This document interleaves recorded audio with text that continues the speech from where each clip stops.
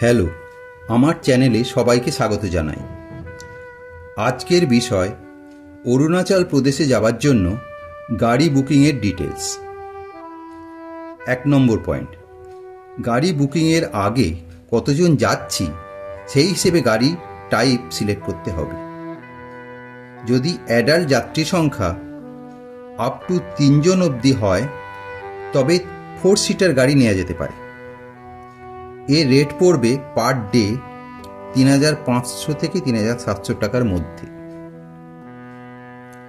4 জন যাত্রী হলেও 4 সিটার গাড়িতে যাওয়া যেতে পারে, তবে এই অরুণাচল ট্যুর অনেক লম্বা জার্নি, তাই স্বাচ্ছন্দ্যের জন্য সেক্ষেত্রে 7 সিটার গাড়ি নেওয়া ভালো।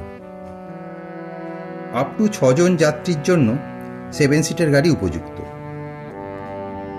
মারুতি আর্টিগার ভাড়া পড়বে 5000 টাকা এবং ইনোভা ক্রিয়েস্তার পড়বে পার ডে 5300 থেকে 5500 টাকার মধ্যে। আমাদের পড়েছিল 5300 টাকা ও আমরা 9 দিনের জন্য গাড়ি বুক করেছিলাম। আমরা কলকাতা থেকে গৌহাটিতে গাড়ি বুক করেছিলাম ফোনের মাধ্যমে এবং কিউআর কোডে অ্যাডভান্সে 3000 টাকা পাঠিয়ে কনফার্ম করতে হয়েছিল। বুক করার আগে ভালোভাবে কথা বলে নিতে হবে। রেটটা সব ইনক্লুডিং হবে, অর্থাৎ টোল ট্যাক্স, তেলের খরচ, ড্রাইভার্স কস্ট এটসেট্রা সব ইনক্লুডেড থাকবে। গাড়ির মাথায় লাগেজ রাখার কেরিয়ার সাধারণত থাকে না, তাই বুক করার সময় ওটা বলে নিতে হবে যে কেরিয়ার চাই। এর জন্য বাড়তি খরচ লাগে না। ভালোভাবে একটা ট্যুর প্ল্যান করে ড্রাইভারকে দিয়ে দিলে উনিও প্ল্যান বুঝে কোথাও ব্রেকফাস্ট বা লাঞ্চের ব্যবস্থা করবে তা ঠিক করে নিতে তার সুবিধে হবে। আমরা গৌহাটি, ভালুকপং, দিরাং, তাওয়াং, বোমডিলা, তেজপুর হয়ে গৌহাটিতে আবার ফিরে এসেছিলাম। এই পথে কোথায় লাঞ্চ বা ব্রেকফাস্ট করেছি আপনাদের দরকার হলে জানাবেন, তাহলে ওই নিয়ে একটা আমরা ভিডিও বানাব। তবে জানিয়ে দিই যে আসামের গাড়ি বুমলা পাস যাবে না। এর জন্য তাওয়াং থেকে আলাদা গাড়ি ভাড়া করতে হবে। ভাড়া 5500 টাকা পড়বে বুমলা পাসের পারমিট সহ।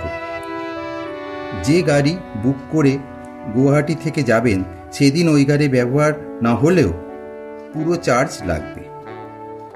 আমরা গাড়ির পেমেন্ট 5টা ইনস্টলমেন্টে দিয়েছি, কখনো অনলাইন কখনো ক্যাশে ড্রাইভারকে দিয়েছি। এখন আমরা যেখানে কার বুকিং করেছিলাম তার ডিটেলস দিলাম। আমাদের গাড়ির ড্রাইভারের কন্ট্যাক্ট নাম্বারও শেয়ার করলাম। अगर कोई आप लोग अरुणाचल ट्रिप या मेघालय काजीरंगा देखने के लिए आ सकता है तो सर से मेरा नंबर लेके कांटेक्ट कर सकता है। सर से बात कर लीजिएगा अगर कोई टूर में अगर कोई डिफेक्ट होगा तो। हाँ, कभी कभार खाने का ये रोड में थोड़ा खाने का प्रॉब्लम रहता है, इसीलिए थोड़ा टाइम इधर उधर हो जाता है, लेकिन बाकी रोड अच्छा है और यहाँ मौसम भी अभी ठीक हो रहा है।